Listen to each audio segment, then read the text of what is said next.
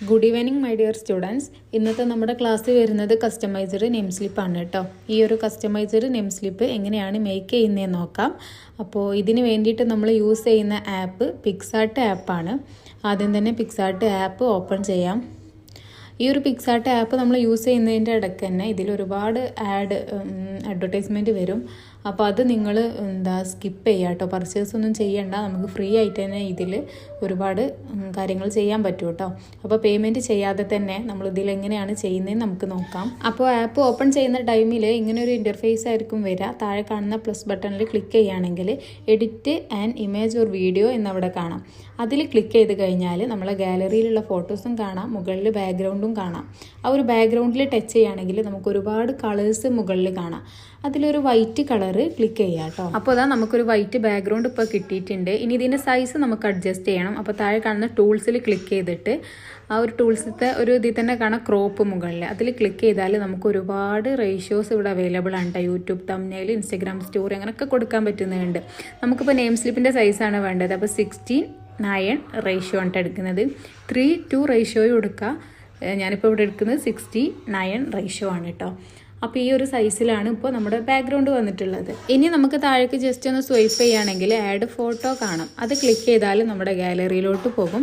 അപ്പോൾ നമ്മൾ നെയിം സ്ലിപ്പിക്ക് ഏത് ഫോട്ടോ ആണോ ആഡ് ചെയ്യാൻ ഉദ്ദേശിക്കുന്ന ആ ഒരു ഫോട്ടോ നമുക്ക് അവിടെ ടച്ച് ചെയ്ത് കൊടുത്താൽ ഇതുപോലെ നമ്മളുടെ ബാക്ക്ഗ്രൗണ്ടിലേക്ക് വരും കേട്ടോ. ഇനി ഈ ഒരു ഫോട്ടോയിൽ തന്നെ ക്ലിക്ക് ചെയ്തിട്ട് താഴേക്ക് ഇങ്ങനെ സ്വൈപ്പ് ചെയ്യുകയാണെങ്കിൽ നമുക്ക് ഷേപ്പ് എന്നൊരു ഓപ്ഷൻ കാണാം കേട്ടോ. ആ ഒരു ഷേപ്പിൽ ക്ലിക്ക് ചെയ്ത് കഴിഞ്ഞാൽ ഈ ഒരു ഫോട്ടോ നമുക്ക് പല ഷേപ്പിലും കട്ട് ചെയ്തിട്ടെടുക്കാം. അപ്പോൾ കണ്ടില്ല, ഒരുപാട് ഷേപ്സ് ഉണ്ട്. നമുക്ക് വേണ്ട ഷേപ്പ് എടുക്കാം കേട്ടോ. ഞാനിപ്പോൾ ഇവിടെ ഒരു സർക്കിൾ ഷേപ്പിലാണ് ഈ ഒരു ഫോട്ടോ കട്ട് ചെയ്തെടുക്കുന്നത്. ഓക്കെ, ഇനി ഒരു ഫോട്ടോക്ക് ഞാൻ ചെറുതായിട്ട് ബോർഡർ കൊടുക്കുന്നുണ്ട്. നമ്മൾ നെക്സ്റ്റ് എടുക്കുന്ന ടൈമിൽ തന്നെ ബോർഡർ വരും കേട്ടോ. അപ്പോൾ ഒരുപാട് കളേഴ്സ് ഇവിടെ ഉണ്ടാവും. നമുക്ക് മാച്ച് ആയിട്ടുള്ള ഒരു കളർ എടുക്കാം. ഈ ഒരു കളറിൻ്റെ അവിടെ നിന്ന് തന്നെ നേരെ ഇങ്ങോട്ട് സ്വൈപ്പ് ചെയ്താൽ ഫസ്റ്റ് കാണും ഒരു ഇമോജി. അതിൽ ക്ലിക്ക് ചെയ്ത് കഴിഞ്ഞാൽ ഇങ്ങനെ ഒരു സർക്കിൾ വരും. അപ്പോൾ നമുക്ക് വേണ്ട കളർ ഏതാണോ ആ ഒരു ഫോട്ടോയിലുള്ള കളർ ഇതുപോലെ നീക്കി കൊടുത്താൽ നമുക്ക് മാച്ച് ആയിട്ടുള്ള കളർ കിട്ടും കേട്ടോ. അപ്പോൾ ഇതാ ഇത് ഇനി നമുക്ക് ഈ ഒരു സൈഡിലേക്ക് മാറ്റി കൊടുക്കാം. ഓക്കെ, ഇനി നമുക്ക് ഈ ഒരു കുട്ടീൻ്റെ പേരാണ് കൊടുക്കാനുള്ളത്. അപ്പോൾ താഴെ കാണുന്ന ടെക്സ്റ്റിൽ ക്ലിക്ക് ചെയ്തിട്ട് നമുക്കിവിടെ പേര് കൊടുക്കാം കേട്ടോ. ഞാനിപ്പോൾ ഇവിടെ ഫുള്ള് ക്യാപിറ്റൽ ലെറ്ററിലാണ് കൊടുക്കുന്നത്. നമ്മളുടെ ഇഷ്ടത്തിനനുസരിച്ച് എങ്ങനെയെന്ന് വെച്ചാൽ ഇത് നമുക്ക് എഴുതാം കേട്ടോ.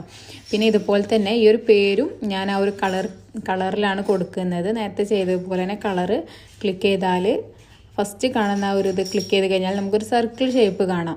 അതിൽ മാച്ച് ആയിട്ടുള്ള കളർ എടുക്കാം കേട്ടോ. അപ്പോൾ അതും ഒരു പർപ്പിൾ കളറായിട്ടുണ്ട്. നമുക്ക് ഫോണ്ട് ഇതിൽ പിക്സാർട്ടിൽ ഒരുപാട് ഫോണ്ട് പ്രീമിയം ആണ്. നമ്മളതിൽ പ്ലസ് എന്ന് കാണുന്ന ഫോണ്ട് ക്ലിക്ക് ചെയ്ത് കഴിഞ്ഞാൽ നമുക്ക് സേവ് ചെയ്യുന്ന ടൈമിൽ സേവ് ആക്കാൻ പറ്റൂല കേട്ടോ. ആ ഒരു പ്ലസ് കാണാത്ത ഫോണ്ട് എടുക്കണം. ഓക്കെ, ഇങ്ങനത്തേതാണ് നമുക്ക് സേവ് ചെയ്യാൻ പറ്റുള്ളൂ. മറ്റേതൊക്കെ പ്രീമിയം വെർഷനാണ് കേട്ടോ.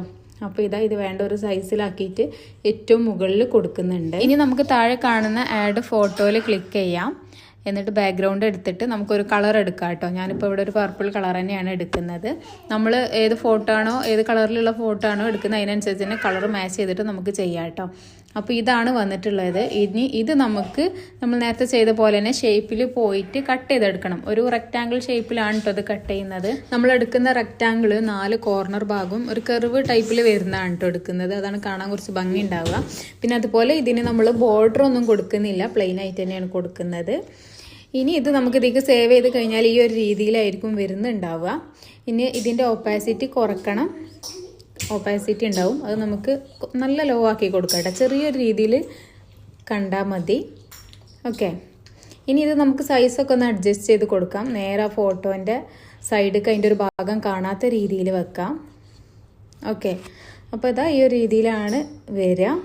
ഇനി നമുക്ക് ഈ ഒരു ഫോട്ടോ നമ്മളിപ്പോൾ എടുത്തിട്ടുള്ള ഈ ഒരു ബാക്ക്ഗ്രൗണ്ടിൻ്റെ മുകൾക്കാക്കി കൊടുക്കണം.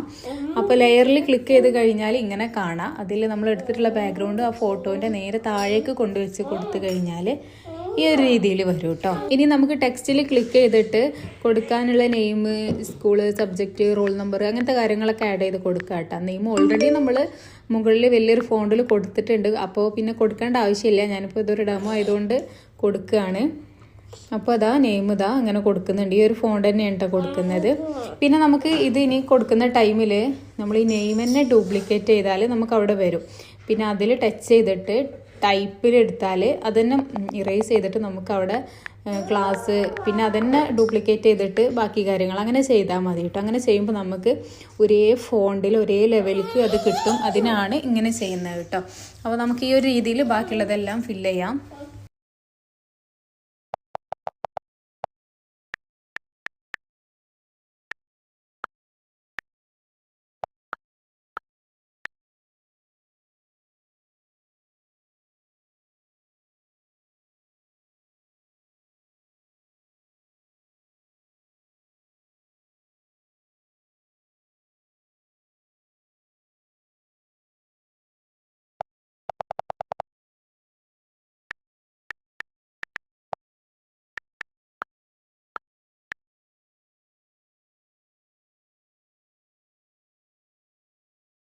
അപ്പോൾ അതാ നമ്മളിപ്പോൾ എല്ലാ ടെക്സ്റ്റും കൊടുത്തിട്ടുണ്ട്. ഇനി ഇത് നമുക്ക് കറക്റ്റ് ഒരു സൈഡിലേക്ക് നല്ലൊരു നീറ്റ്നെസ്സിൽ അറേഞ്ച് ചെയ്ത് കൊടുക്കാം കേട്ടോ. ഇനി നമുക്ക് താഴെ കാണുന്ന സ്റ്റിക്കറിൽ ക്ലിക്ക് ചെയ്ത് കഴിഞ്ഞാൽ ഒരു സ്റ്റിക്കറിൻ്റെ പേജിലേക്ക് പോകും. ഇവിടെ നമുക്ക് സെർച്ച് ചെയ്ത് കൊടുക്കാം അണ്ടർലൈൻ എന്ന്. നമുക്കിനി ആ നെയിമിൻ്റെ ഒക്കെ താഴെ ഒരു അണ്ടർലൈൻ കൊടുക്കണമല്ലോ. അപ്പോൾ അതിന് വേണ്ടിയിട്ടാണ് ഇങ്ങനെ നോക്കുന്നത്. അപ്പോൾ അണ്ടർലൈന് സെർച്ച് ചെയ്ത് കഴിഞ്ഞാൽ ഒരുപാട് അണ്ടർലൈന് കാണാം കേട്ടോ. നല്ല ഫ്ലോറലൊക്കെ ആയിട്ട് വരുന്നുണ്ട്. നമുക്കിപ്പോൾ പ്ലെയിൻ ആയിട്ടുള്ളൊരു അണ്ടർലൈനാണ് വേണ്ടത്. അപ്പോൾ നമുക്ക് നോക്കിയിട്ട് നല്ലൊരു അണ്ടർലൈൻ ഇതിൽ സെലക്ട് ചെയ്തിട്ട് അതിലേക്ക് ആഡ് ചെയ്യാം കേട്ടോ. അപ്പോൾ ഇതാ ഈ ഒരു അണ്ടർലൈനാണ് എടുത്തിട്ടുള്ളത്. ഇതൊരു സ്റ്റാൻഡിങ് ലൈനാണ്. ഇനി ഇത് നമുക്ക് അണ്ടർലൈൻ ആക്കണം. അതിൻ്റെ സൈസ് അതിൻ്റെ വിടുത്തൊന്ന് ഇതുപോലെ കുറച്ച് കൊടുത്താൽ മതി. എന്നിട്ട് ഇതുപോലെ നമുക്ക് സ്ട്രൈറ്റിൽ വെച്ച് കൊടുക്കാം. ഇനി നേരെ നെയിമിൻ്റെ താഴെ വെച്ച് കൊടുക്കുക കേട്ടോ. ഇനി ബാക്കിയുള്ള സ്ഥലത്തേക്കൊക്കെ നമ്മൾ ഇതന്നെ ഡ്യൂപ്ലിക്കേറ്റ് ചെയ്തിട്ടാണ് കൊടുക്കുക കേട്ടോ. അപ്പോൾ ഈ ഒരു രീതിയിൽ എല്ലാത്തിനും നമുക്ക് അണ്ടർലൈൻ കൊടുക്കാം.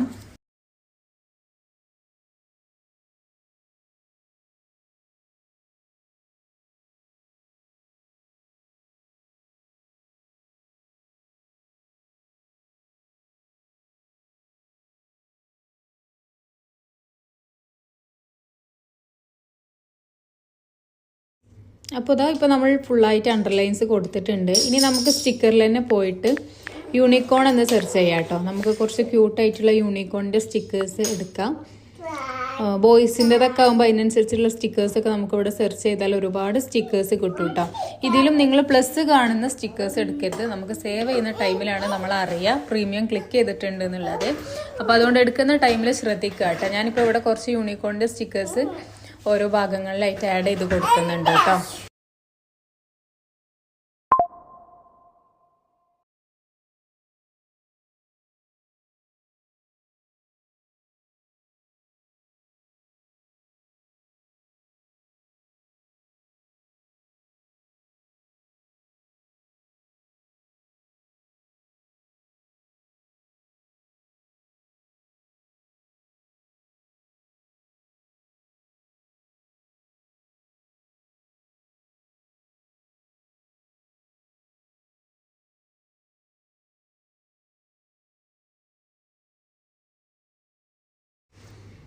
അപ്പോൾ ഇതാ ഇപ്പോൾ ഇവിടെ സ്റ്റിക്കേഴ്സൊക്കെ ആഡ് ചെയ്ത് കഴിഞ്ഞിട്ടുണ്ട്. ഇത്രേ ഉള്ളൂ. ഇത് നമുക്ക് ക്രിയേറ്റീവായിട്ട് നമ്മളുടെ ഐഡിയക്ക് എങ്ങനെ ചെയ്യാം കേട്ടോ. ഇനി ഇത് നമുക്ക് മുകളിൽ കാണുന്ന അപ്ലൈയിൽ ചെയ്ത് കഴിഞ്ഞാൽ പിന്നെ എക്സ്പോർട്ട് ചെയ്താൽ നമ്മുടെ ഗാലറിക്ക് സേവ് ആവും.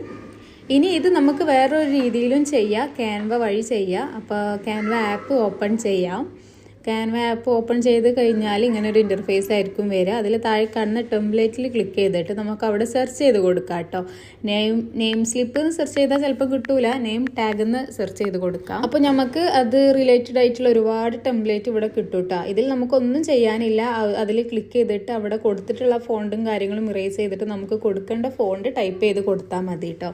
ഇതിലിപ്പോൾ നമ്മൾ ബോക്സുമേ ലഞ്ച് ബോക്സുമൊക്കെ കൊടുക്കാനുള്ള സ്റ്റിക്കേഴ്സ് നമുക്ക് ഇതിൽ നിന്ന് എടുക്കാൻ പറ്റും കേട്ടോ. നെയിം മാത്രം കൊടുക്കുന്ന കുറച്ച് വെറൈറ്റി ആയിട്ടുള്ള സ്റ്റിക്കേഴ്സ് കിട്ടും.